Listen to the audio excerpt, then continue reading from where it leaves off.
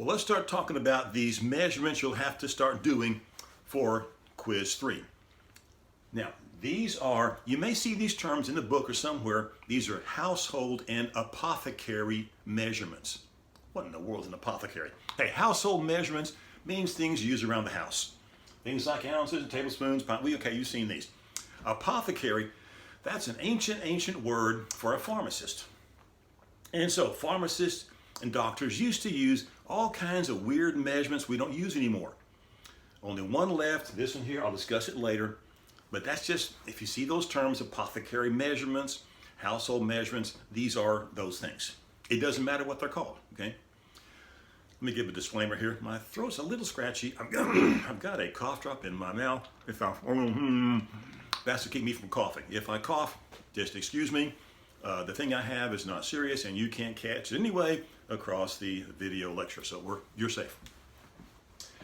Now, let's discuss these. In the next lecture, I was going to say subsequent, that's a big word. The next lecture, I'll discuss how to start doing this. Right now, I want to discuss, though, the basic ideas about these and their symbols. The term ounce. Now, that's a tricky thing because ounce has two meanings. Ounce is both a liquid measurement and a weight measurement. You buy, let's say, a Dr. Pepper in a 12-ounce can. Your patient has a 16-ounce glass of Ensure. Well, that's a liquid volume measurement. But also, new baby's born, weighs 8 pounds and 6 ounces. Well, that's a weight measurement. So ounce, the symbol is OZ.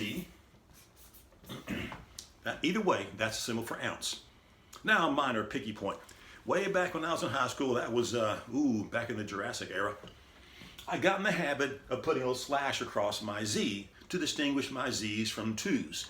You don't have to do this. That's not necessary. It's just the way I make a Z, so deal with it, okay? You want to put the dot there, leave the dot off, that's not a big deal. But that's a symbol for ounce, either the weight ounce or the liquid volume measurement called fluid ounce. Tablespoon and teaspoon. If you do a lot of baking or cooking, you might know about these symbols, these measurements. The symbols are really nice. You probably know this, maybe. Tablespoon is the larger of those two. Like it takes 3 teaspoons to fill up 1 tablespoon. Because tablespoon is the larger of those two, a capital T is the symbol for that one, and the smaller teaspoon is a little t, or make it that way if you want to. You can also use TBS, either all capitals or not all capitals. TBS for tablespoons. Teaspoons is TSP. Don't confuse TBS with TSP. They're a little similar in some ways, of course, but don't mess them up. So any one of those is acceptable as the symbols for those. Pint, PT, quart, QT, with the dot, without, it doesn't matter. Normally without the dot is just fine. So those are those symbols. Now we'll discuss, as I said in the later video, how we do conversions using these. But the main thing is right now, know how to write the symbols. You'll learn later how they compare. You know, how many of these and how many of those. That's not for this video. A few, though, you must know. I'll mention them right now. These. You better learn these.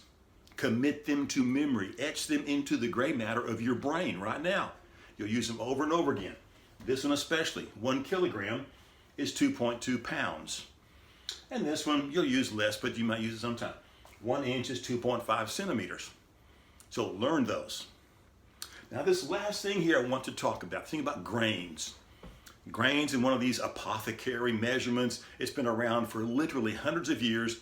It's not really supposed to be used anymore. In fact, I know a pharmacist that works in a hospital and she cannot even enter grains into her computer system. Even if some doctor who went to med school back in 1492 writes that down as grains, she can't even enter it into her computer because you're not supposed to use it in the medical field anymore. It's just, the caution is this. If you ever see it written, and you might see it, even on some drug labels, it still may be written as grains. The symbol is GR. The problem is, some people who don't know what grains is, see that GR and think that means grams. That is not grams. It's very different. So if you ever see the GR symbol, realize, oh, that's one of those old things. I'm not even supposed to deal with it. It does not mean grams. It means grains. Just for those who may know, and I hate to mention this because I may offend somebody, but if you're a hunter, a gun enthusiast, they measure the weights of bullets and the amount of powder in the bullet in grains, like there's a 55 grain bullet. So some of y'all may be acquainted with the term grain. It is used in other respects, but it's no longer used in the medical field officially. Just know it when you see it and say, uh-oh, not supposed to do that. So here are the basic measurements, these household measurements. Learn these right there. And then later on, you'll learn how these all relate and how you do your conversions. Looking good now? Oh yes, you're looking really good. Am I looking good? No.